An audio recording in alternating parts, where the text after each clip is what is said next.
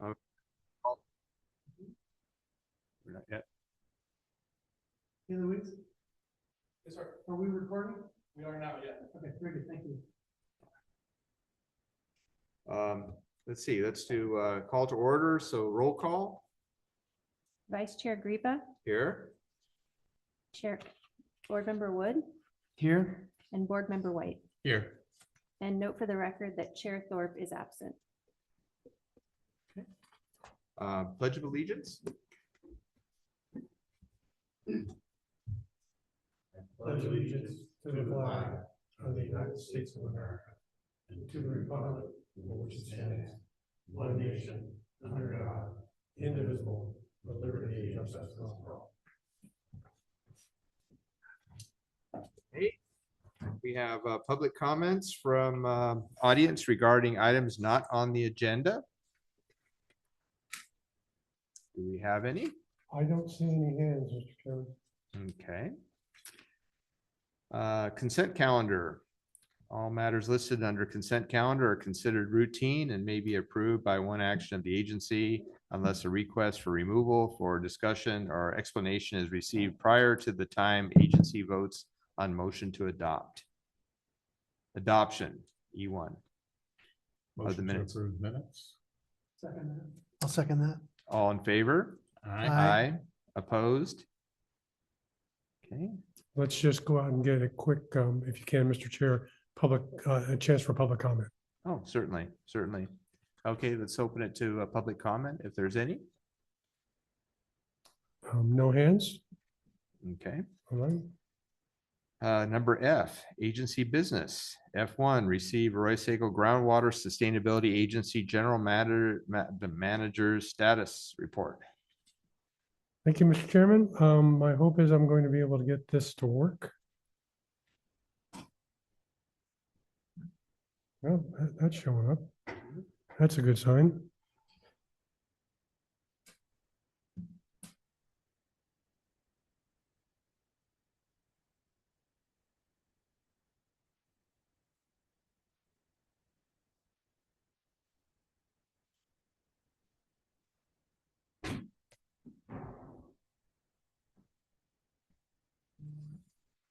Bear with me. I am not the most adept at managing these things.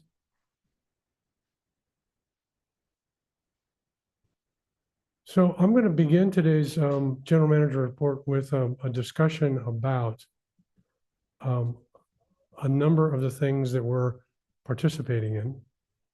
The first one has to do with the Salinas Valley Basin GSA's overall approach to solving the seawater intrusion. I think you can see Mr. Huerta has joined us. He's also on the committee. This is information we received on April the 16th. And on April 16th, we received a brief presentation from General Manager Perret Harmon, talked about kind of the process of moving forward. And, you know, the key element was to outline what the advisory committee's role and responsibility would be. And so she gave us kind of a broad picture of where we were and where we needed to go. And, you know, essentially she looked at the implementation committees to drive up projects for the staff to review and put together. And then now that we've got a kind of a suite of projects that have been developed by staff and hydrogeology has been done and modeling has been done, that now it comes to the advisory committee to look at those projects and maybe in combinations of various elements and make a recommendation to the board. So that was our kind of appointed task. And ultimately the board of directors is the decision-making authority. You know, the Salinas Valley Basin GSA's board is the policy making. So it's really up to the advisory committee to look at what we have available to us and to make recommendations. So we kind of got, you know, we got through that pretty quickly. And then we got into the first, I'll call it broad alternative. And the first broad alternative was a no action alternative. So what would happen if we didn't do anything? And we didn't really get into details of the process, like looking at who would be doing this. But ultimately, if you don't build a project, the only real management action that you have available to you to help increase groundwater elevations is demand management. So the Salinas Valley Basin GSA, I think, took an arbitrary approach. I'll say arbitrary. It's somewhat measured, but I think it overstates the issue of applying a 30% reduction valley-wide and then a 30% reduction, 50% reduction valley-wide. The reason why I think it's overstated is I don't think that we would see that kind of demand management, if any, in the forebay or the upper valley, but nevertheless, that was the position that Salinas Valley Basin GSA put into this no action alternative. And I think it was fundamentally to get an idea of what kind of economic impacts we would have. So, the status quo, they did some modeling, and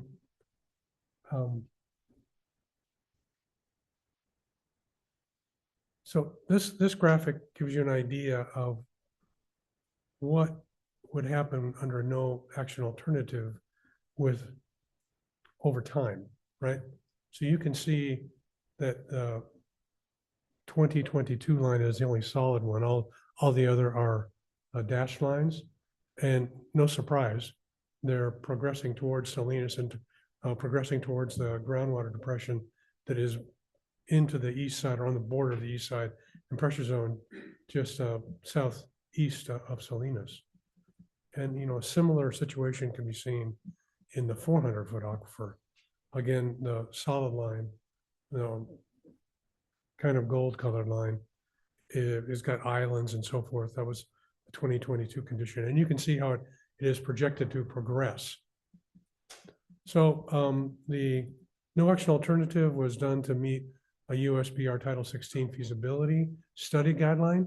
The idea there is that if we're going to go after USBR money to help us offset the cost, we need to have this as one of the elements.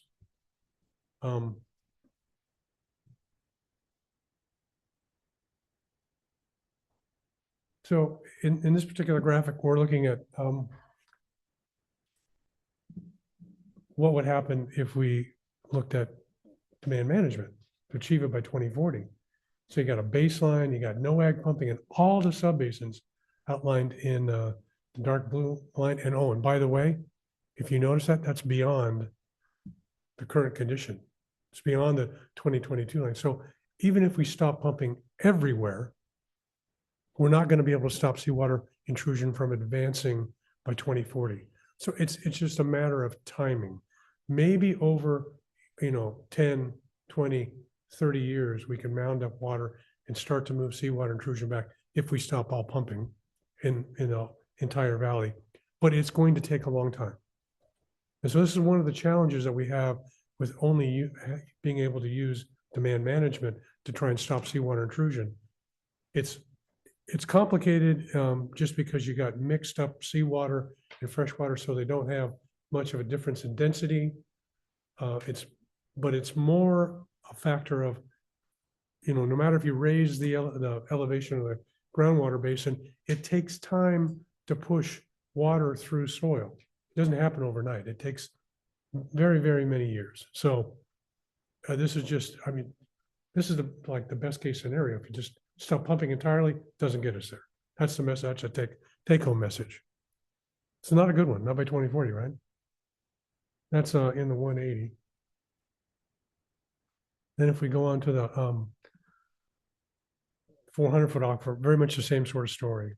We're not able to completely stop it, but you can see that there is, a bit more progression in the 180, in the 400-foot aquifer.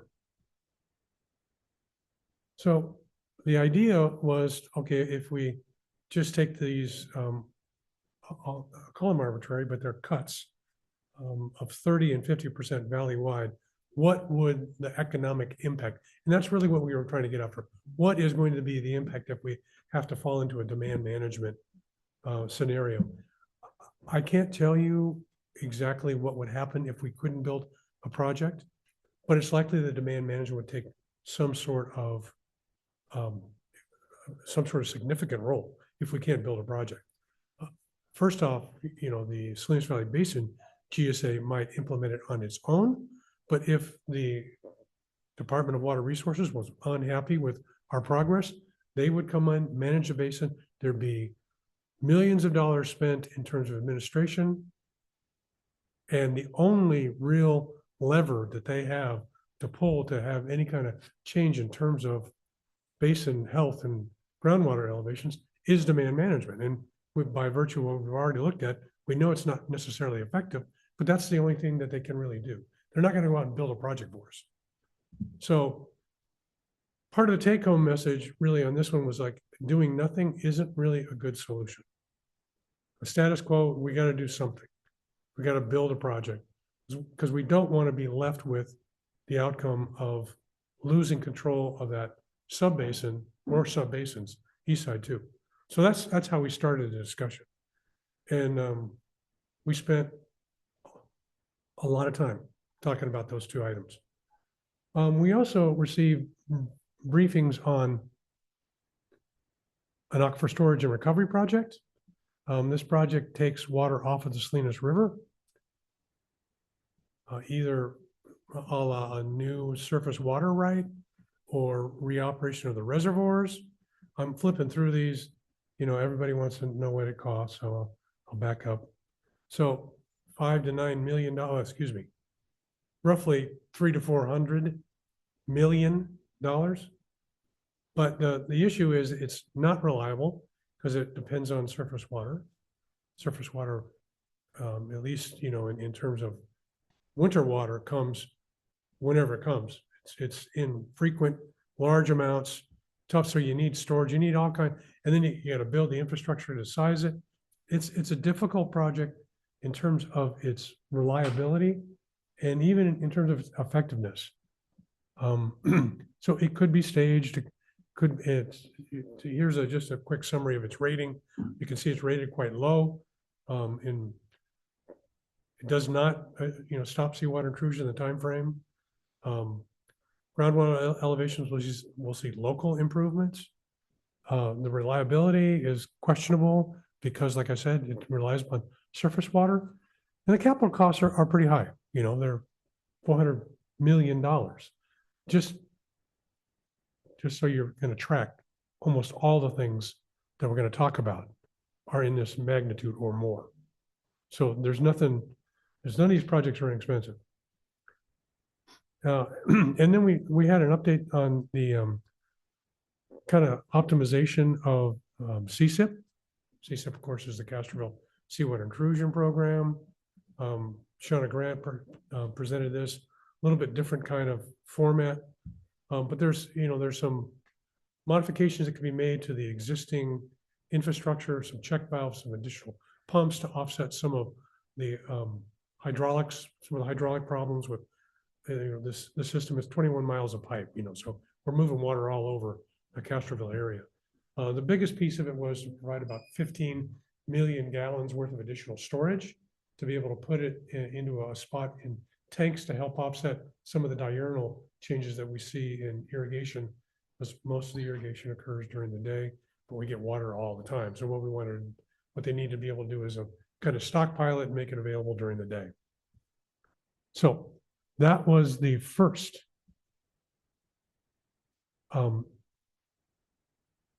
meeting that we had of the advisory committee.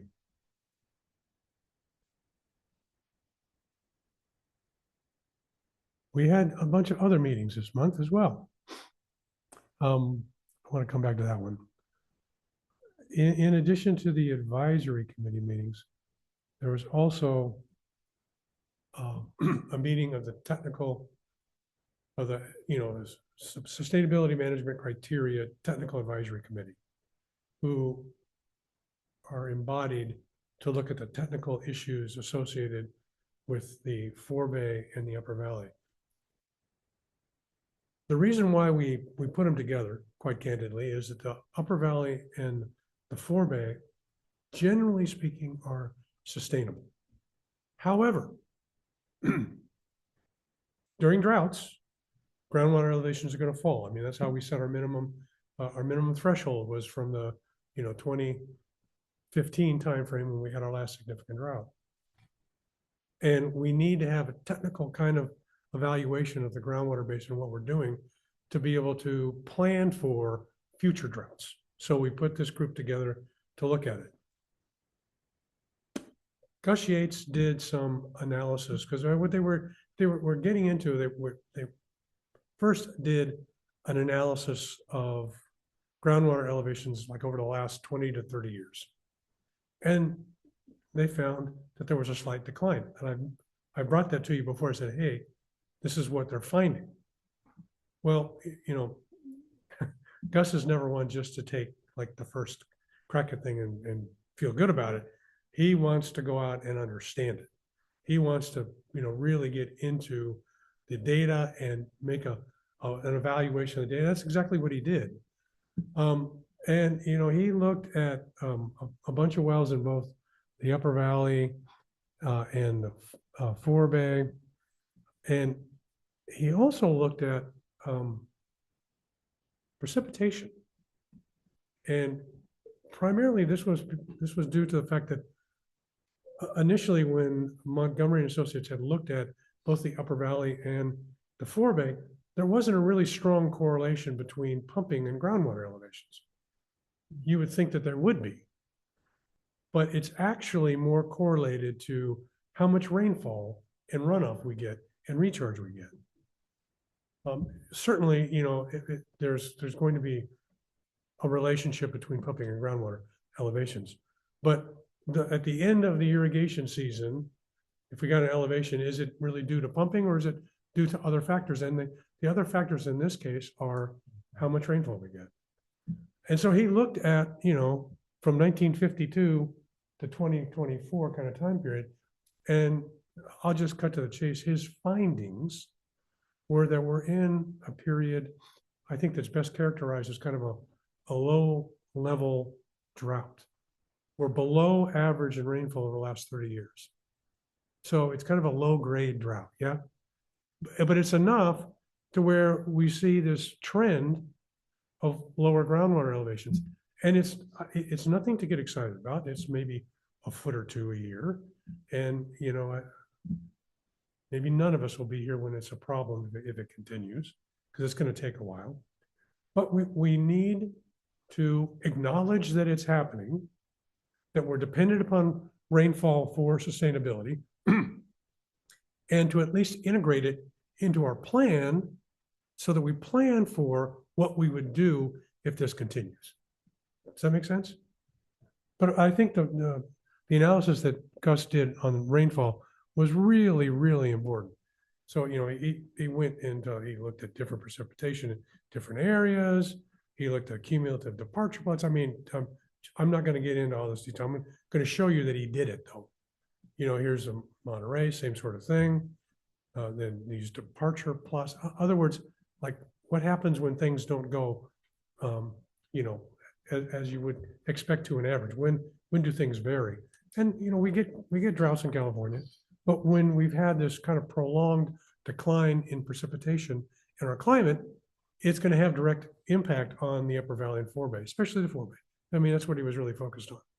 And so, we've had dry conditions from the mid 90s to the mid 2020s. And precipitation's been 6% below average long-term over that period. So we saw it statistically, and he went and he looked at it in detail. And, we're going to have dry periods in California, but it doesn't mean that we're not sustainable. But what it does mean is we need to be mindful and we need to be thoughtful about the steps that we take, and we need to plan for that potential continued dry spell that we are currently in. Because even though it's, a small amount, ultimately we're kind of managing between our, our measurable objective and our minimum threshold. We got a band that we want to keep our groundwater elevations in. And if it gets down close to the minimum threshold, we might see some wells go below the minimum threshold. We haven't seen any of those. Gus went into a lot more detail. He looked at wells that had fast declines, fast raises, and there are different geologic issues that we're going to have to deal with over time. There are some wells in the forebay that are, I'll say they're on the west, north side of the valley, in the San Lucias, maybe in the bench. They may not have their bowls deep into the aquifer below because they're higher elevation. They seem to have a pretty quick decline and quick raise. That's surprising because of where they're at. Some of the wells that are closer maybe to the city of Greenfield, when we're into the heart of the Arroyo Seco cone, have deeper draft of water, maybe are not as reactive. But the point being is that we'll need to take those kinds of considerations into our planning. And so I want you to know this is happening because no, not because we're showing because we're in the beginning. Am I still sharing? You guys seeing this on your screens? No. No. Sorry, I knew it. Apologize.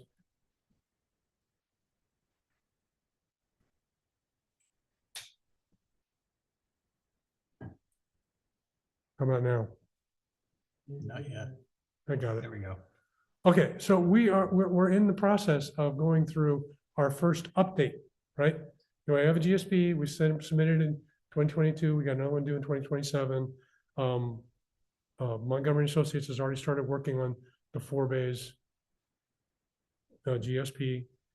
And if you recall, when we submitted in 2022, we got some corrective actions that we had to deal with from Department of Water Resources. Two of them in particular are kind of problematic. One of them has to do with surface water, the groundwater surface water interface. That's one of the things that we have to look to make sure that surface water is not adversely impacted by pumping. And the other one has to do with water quality. We've been waiting on guidance for the interconnected surface water item since 2022. Well, probably 2023 when we got the comments back. And it's a complicated issue. It's not straightforward. Every single basin is different. I'll just say some of my concern is, and I'm glad they're taking their time because we don't want a situation like what happened in the Russian River area where, NOAA Fisheries thought any pumping that took any water out of the system at all, took water out of the steelhead and salmon habitat and, raised up a fair amount of concern. We don't want that here. We need to have a measured, thoughtful, scientific approach to interconnected surface water and what we're going to do about it. In addition, we had this thing called an HCP that the Water Resource Agency is taking on relative to the reservoirs because that Salinas River does get regular releases from the reservoirs from stored water that also enhance, the overall water budget within the Salinas Valley subbasin. So it's complicated, and I guess I'm glad they're taking that. But the thing that I want you to take away from all that is that in addition to an update, we'll also have to amend our GSP. And the amendments, rightfully so, take on a little bit more weight. And so by August, we need to have this thing kind of wrapped up, and you're going to get an opportunity to see it. As things come on, I'll bring them to you and push them out to you guys. But as a board, we'll need to approve it in August in addition to the Salinas Valley Basin GSA approving it. And what Gus has been doing will be part of the discussion about how we're going to manage the groundwater basin in this. That's why I gave you all that talk about slow declines, because it's going to be part of our new GSP. So before I get to the next item, I'm going to pause and ask if you guys have any questions on that. I really wanted to get that first chunk to let you know what the advisory committee had started on, because we got another one coming tomorrow, and what has been happening kind of relative to the forebay and the Arroyo Seco Cone management area, what Gus is doing and what we're doing relative to the GSP. So I'll stop and say, you got any questions? I got more. I guess I have just a question or possible comment. Um, I just happened to be thinking when you were talking about, the rainfall, correlation, with groundwater and everything. It got me thinking that, farming here on the Royseco River all these years, is anyone taking in consideration the rainfall that actually comes from the mountains where it rains up in the hills? Because even on dry years in the valley here, that Royseco River just roars from those rains. And so it's a little different that when we're looking at the whole valley, we're looking at the dams and the average rainfall in the area, it doesn't probably change much. But sometimes we get like 5 inches here in downtown Greenfield, and up there they get 15 inches. And Sure. we have this water supply. So what has Gus figured out a correlation kind of in that, or at this level it's not necessary? Gus didn't parse out the Arroyo Seco Cone management area from the forebay at large. Okay. He didn't do that yet. I mean, that's something we could do. And, we might, but I don't know that it's really necessary. But what I think is even with the Arroyo Seco Cone management area, if we ran into a drought scenario, we'd still want to have the same sort of planning process. Right. Right. And because we are going to be, part of the approval of the forebays in general, we will need to participate. I'll ask him about that though, if he thinks it's worthwhile looking at just the group of wells that are in the Arroyo Seco Cone management area differently. My guess is that they're still going to be, even though we get recharge from the Arroyo Seco, we're still going to have similar impacts. I mean, regularly if the Arroyo Seco flows for say 2-3 months, and during drought only flows for a couple of weeks, albeit a large amount, we may not get the kind of recharge in those other years. So I'll ask him. It's a good thought. I just had one thing. I don't know if it's a clarification or what, but so based on the same thing that Michael was talking about, if in fact we're seeing that our groundwater tables are fluctuating more related to rainfall than usage, would that mean that demand management might have less of an impact in those areas as well? I mean, Well, here in the forebay, when we have decreases in pumping, we are going to see increases in groundwater elevation. I mean, there's going to be some correlation. mhm. And that's probably the best tool. I mean, we might look at just seeing if we can't improve efficiencies in use, Sure. right? Might be another way to get there. That also still makes sense to do that anyway. But I think over a long time period, if we're talking about being sustainable, like past 2070, we need to start planning for what if this continues. Thank you.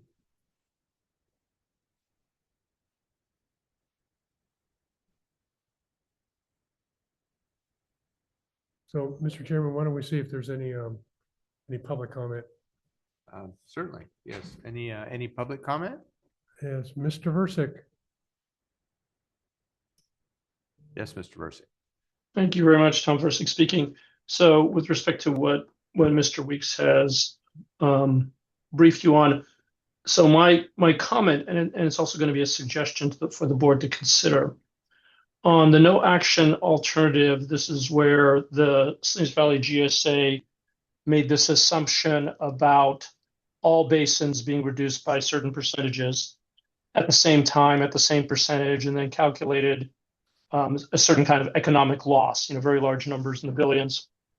And I have letters to the Salinas Valley Basin GSA pointing out all sorts of inconsistencies with Sigma and contradictions and all sorts of other things.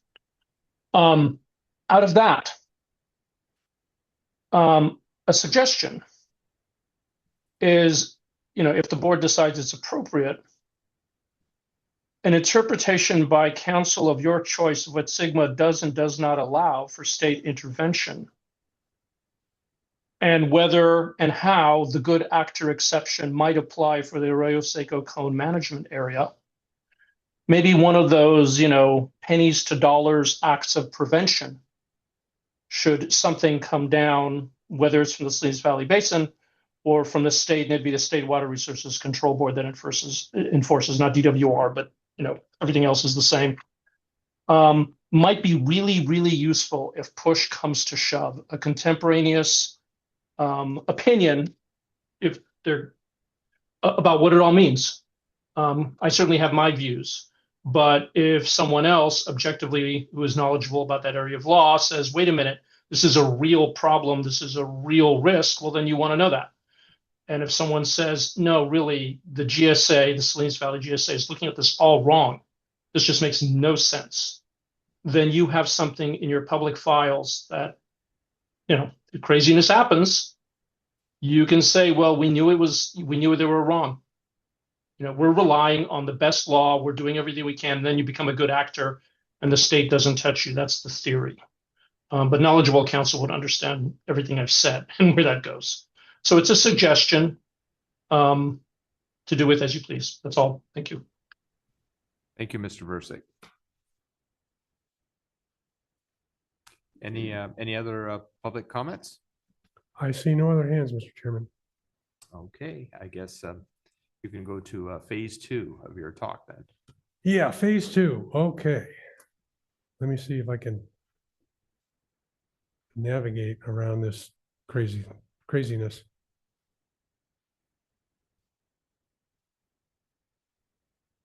All right. So tomorrow we have our second advisory committee meeting. And since the information's, and by the way, this information I'm sharing is also embedded in a bazillion pages. I'm exaggerating. It's hundreds of pages of reports that the Salinas Valley Basin GSA has submitted to DWR as part of their grant funding to look at various solutions for seawater intrusion in the 18400. And what we're going to get tomorrow is the second set of projects to kind of review and begin deliberations over. Ultimately, these first 2 meetings, one that I had already briefed you on and what I'm about to do, form kind of the building blocks for us to be able to grab pieces. And there are others. I mean, I know that there are folks that are represented in the northern portions of the Salinas Valley, the Alliance, they call themselves. They've got a project, and I know Mr. Leip has some ideas about something like one of the ones I'm going to show you. So there's kind of flavors and variations of these, but I'm going to give you the big chunks that have been really analyzed, so you have exposure to them, so you know what if I start talking about it for other people, talk about them. I will say that all these projects are principally aimed at stopping seawater intrusion and fixing the imbalance in the east side, i.e. they don't really impact the forebay at all.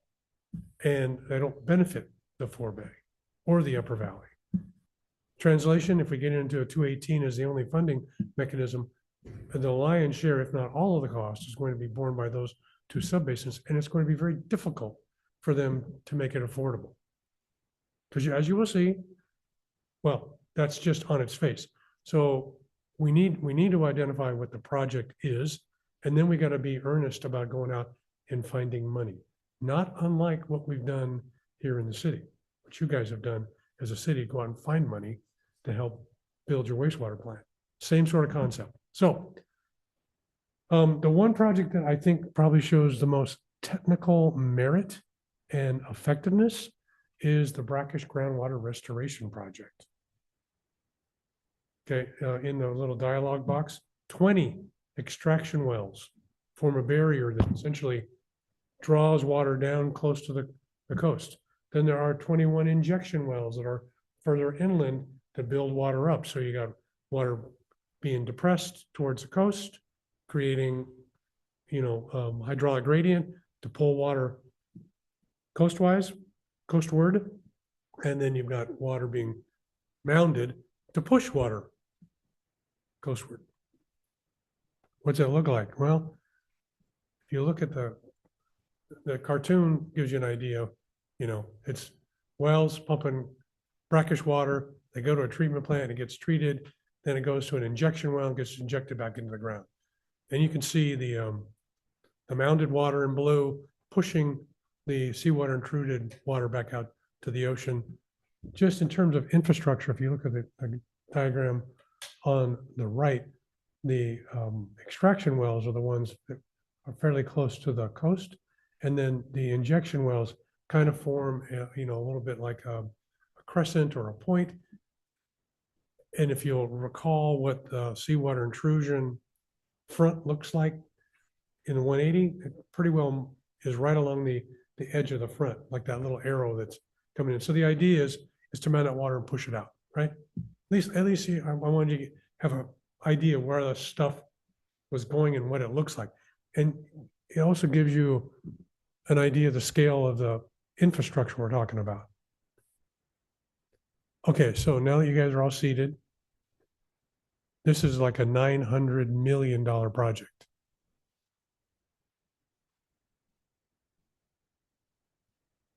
Okay, I'm just going to cut to the bullet third from the bottom on the left. Capital cost, $951 million. The unit cost, something like $3,300 an acre foot. So this is really, really expensive water. And if we cannot find some sort of means to help us with the cost, I don't know that it's affordable. And there are a fairly vocal and strong contingent of advisory committee members who have said exactly that we don't think it's affordable.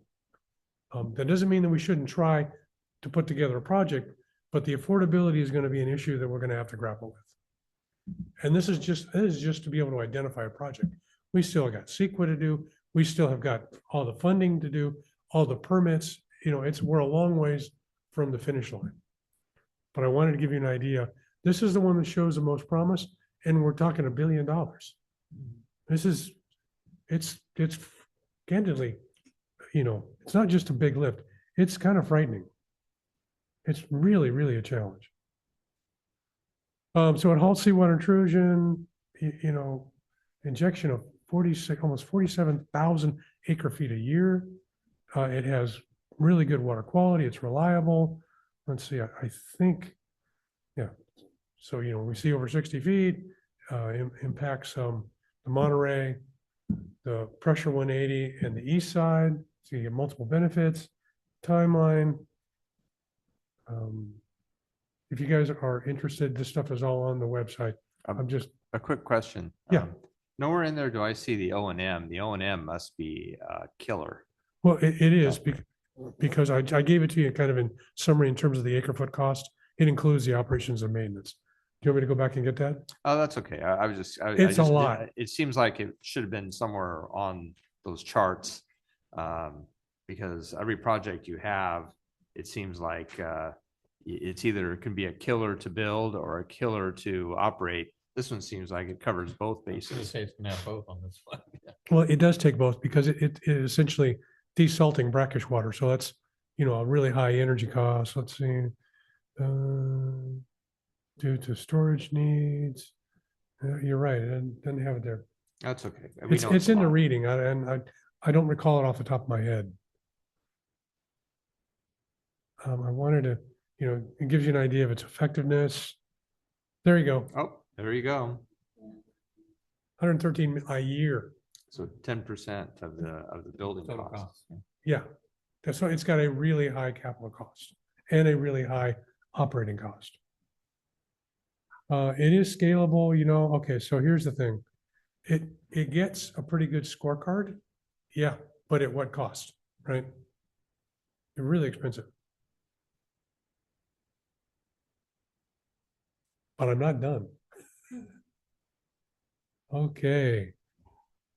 Now then the next project is the Castroville and East Side canals. So this is similar to the original Bulletin 52 idea of taking water somewhere off the Salinas River, south of Chular, routing it around the east side and coming back into Castroville. That's the piece of the project that we never built.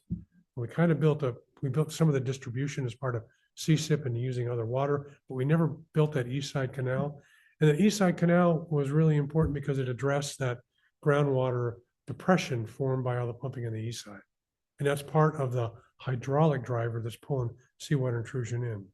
So the east side canal was always a key element that didn't get built over 50 years ago. So now we're, paying the cost. So it's looking at permit 11043 modifications. It needs to not only divert, but you have to store and treat the water. So it's not cheap. It gets to east, we can put it in recharge basins. I know Mr. Bill Lipe has looked at a project that very similar to that uses the rivers as recharge basins. So there's some thought about it. Now there's no additional distribution system identified as part of this project yet. Like in other words, would you expand CSIP? That's the next project I'll talk about. And it's scary just because of the infrastructure cost. So, you can put it in injection wells to store it. Look at, they're kind of problematic in the east side because of the geology. The east side isn't as permeable as the pressure zones or as the forebay. It's a different kind of geology, much tighter. So initially, it's got $200 million to $1.3 billion capital cost. It's a range depending upon what you pick. And then the unit costs are they range from $1,700 an acre foot to $6,200 an acre foot. So it's not as reliable because it uses surface water, but it does stop seawater intrusion. It's got potential, but it's not going to be cheap. The yield is somewhere between 5,000 and 26 or 27,000 acre feet a year. We do see groundwater elevations rise.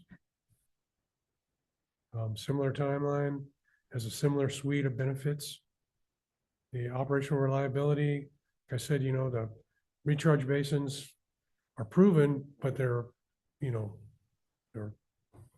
all of it's proven, but it hasn't been done where we're talking about. We got water rights issues though, that's part of the reliability. And then you still got quite a bit of regulation. Anything that takes water off the Salinas River is going to get involved with the HCP. It's an ongoing process for the operation reservoir, so it gets complicated. Not that it's not insurmountable, but it adds additional complexity. The good thing about this particular project, as you can just see from the suite of images on the left-hand side of the screen, you can see groundwater elevations rise in that east side. That's the green. It's getting greener and greener over time in the 400-foot aquifer over time for various sizing scenarios. But of course, those sizing scenarios have costs involved as well.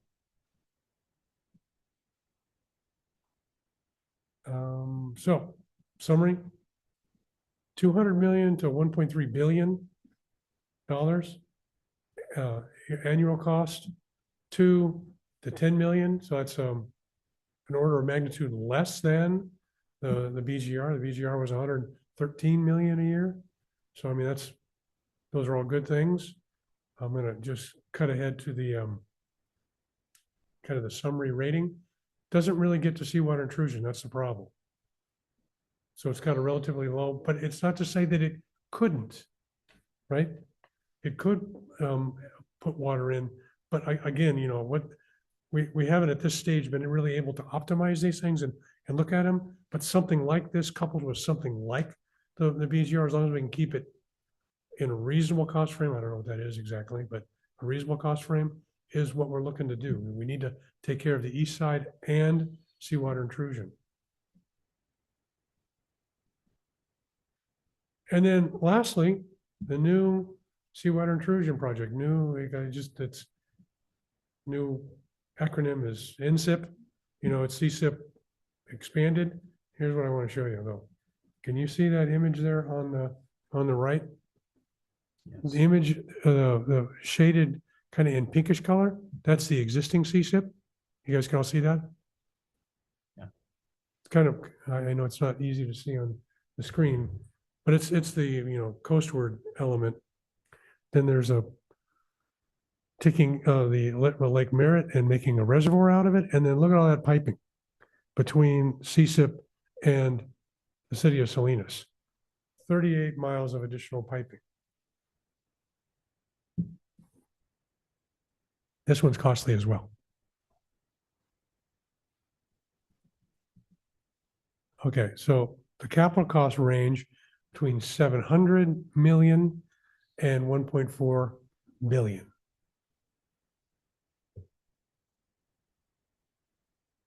It doesn't get to CSIP, it doesn't get to seawater intrusion by 2040, but I think it can get to stopping seawater intrusion over a longer time frame. But we're charged with a 2040. It's an impossible time frame to get things done, but that's what we've got to work with. So the scale, again, similar to the east side, 5,000 acre feet to 25,000 acre feet a year yield. Acres that would get additional water up to another 17,000 already with the 12,000 that we have out there in CSIP now. The benefits, we've got water rights to deal with because we're taking more water off the river to deliver. Same sort of, operational flexibility and operational considerations. You can see here that it doesn't achieve seawater intrusion minimum threshold, but it is effective and would, I think, over time, be an effective project. The annual operating costs are significantly less. So they're 15 to 18 million a year. That's not surprising because we're just using more river water. And that would also enable us to collect more water from the reclamation ditch and the Tembladero Slough and the city of Salinas's agricultural ponds. So there's a variety of different water flavors that could be dropped into this. But the capital cost is that additional infrastructure to string all that pipe between the existing CSIP and Salinas. It's a big lift. So just finish up with its score, kind of low on effectiveness because it doesn't get to seawater intrusion, but it is effective with groundwater. It does many of the other things. The capital cost is kind of high, it is high, and it is scalable. So it has a lot of good features. It just doesn't get to seawater intrusion in the time frame where we're talking about. I think it could over time. So I'm stopping there, and I gave you a bunch of stuff. I wanted you to see all the main projects. We'll get this stuff, what I just presented to you, presented to the committee tomorrow. We'll have a discussion about that. And then in the middle of May, we have another meeting scheduled where we're going to try and put together pieces of this to be able to address seawater intrusion and the east side deficiencies in terms of groundwater elevations. So I wanted you to be aware of them. I wanted you to see them. You have an idea of the magnitude of the costs. I mean, they are not cheap. They're frankly scary in terms of the cost. And the advisory committee's got a tough job. We're doing the best we can. Not sure that we'll get it done the way the board wants us to. But more importantly for us, I wanted you to see that stuff from Gus. I wanted you to understand its implications. Mr. Versick's comments about the good actor. We're making good decisions about how to take care of our groundwater basin and keep water moving in the basin going towards the pressure in the east side. Right? I mean, we've already put together a management action that keeps our Arroyo Seco water going in for recharge into our groundwater basin. And we're going to take a really good look at the right kind of planning to be able to make adjustments if this low-level drought that we were seeing continues. And we've got the updated GSP, Governor Stability. Yeah, coming at you. So I know it's more than I normally give you, but I think it's important that you guys are aware of all this and that you have got an opportunity to see it. Like I said, all this stuff is, all the reading, if you want the bazillion pages, It's actually about 700. It is on the Salinas Valley Basin GSA's website. I have read a majority of them. Sorry. No, it's okay. So I've spent some time in ag finance. Yeah, I know. And I know that, so you get growers and you get shippers. Shippers do a lot of work, marketing, the cooling, packaging, plants, great stuff. The people that seem to always be at risk are the growers. They're the ones taking the big gambles. The bulk of this money, does that not fall on the growers?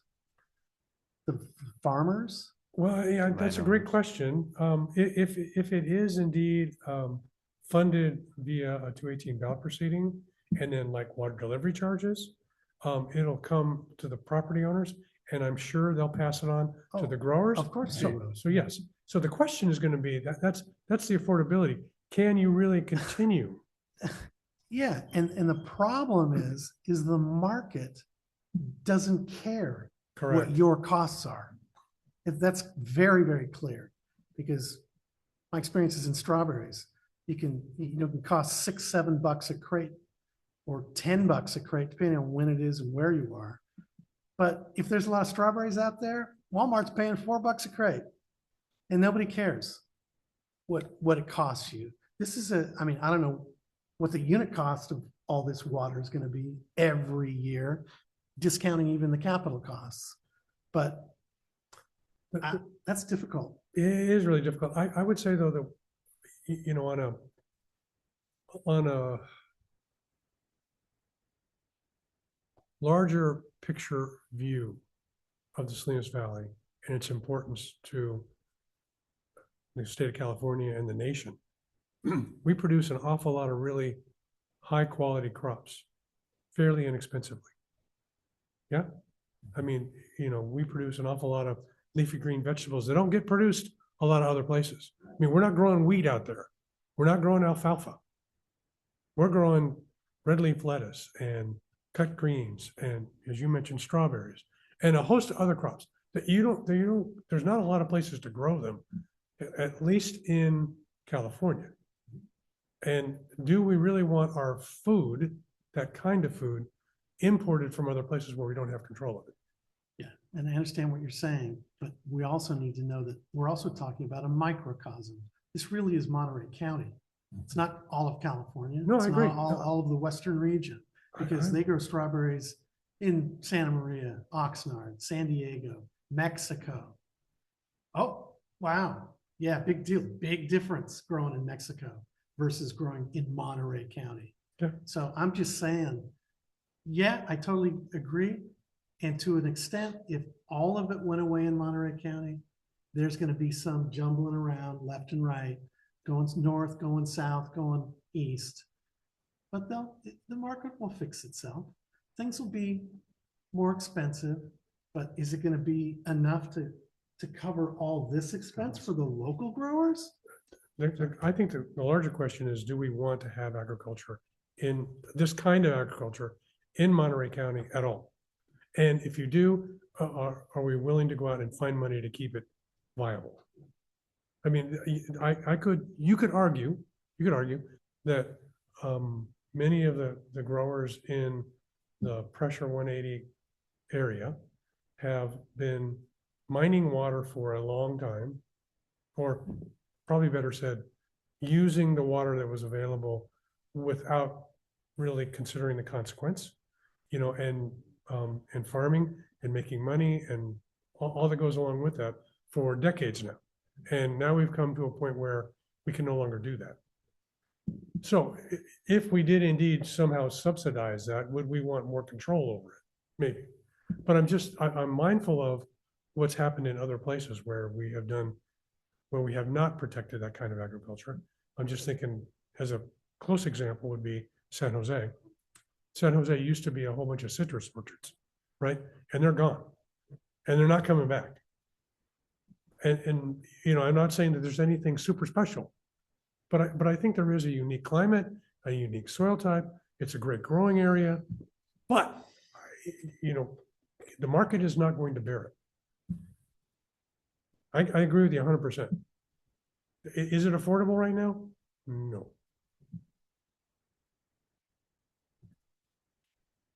And it all comes back down to who's gonna pay it. I mean, is it gonna be throughout the county? It'll be all the areas, or is it gonna be the affected areas, or exactly how it's gonna work out? Yeah, I mean, most of this is going to impact the folks that are in the east side and the pressure. That's where the impact is going to be felt.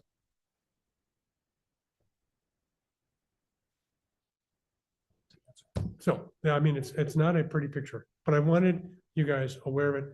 And I also want you really to just track that we've got some work to do relative to our GSB. And I need help in replacing our missing board member. It really falls between Clark Colony and the city, the way I read the MOU between you guys to pick somebody. So Yeah, no, we have to work on that. Okay. so that concludes my GM report. I think we could do a public comment first and then agency board comments after. Yeah, Mr. Versig's got his hand up. Certainly, Mr. Versick. Thank you, Tom Versick speaking. There have been a huge amount of meetings this past month, and we're not done. There's also a meeting a little bit earlier today at the Board of Supervisors hearing pretty much the same things you were hearing, except frankly, in a much more marketed fashion. I'll just put it that way. Less explained, more stated, more, PowerPoints, that kind of thing. And then the Board of Supervisors engaged in about an hour and a half of discussion among themselves, and all the important points that took an hour and a half for them to get to, I think the three of you got to in about 5 minutes. Economics, who's going to pay? Is this all county, or is it the specific area? So for whatever it's worth, all those discussions are occurring in the boardroom in Salinas as well. They're just taking 5 to 10 times as long as they are here. And from that meeting, there will be some level of process. It's kind of convoluted what they think they want to do, the Board of Supervisors. But just to let you know, for local political consideration, the Board of Supervisors seems to want to get into the act, which is presumably their prerogative to whatever extent. Yeah, that's all. Thank you, Mr. Versick. Do we have anyone else in the No, public? no other hands. Okay. Mr. Huerta is fine. So we have no more other public comment. I have no other information to share today. Well, that's not entirely true, but not ready for you guys yet. Anything from our board? That was a lot to digest. and, I told you you're gonna have a little bit more substance today. You were right. I'm also glad that we started the meeting at 4:05 and Mr. Versick pointed out that we covered all this in 1 hour. So good job. Yeah. Well, then if we shall conclude the meeting then, if there's Just- nothing else. Thank you, everyone.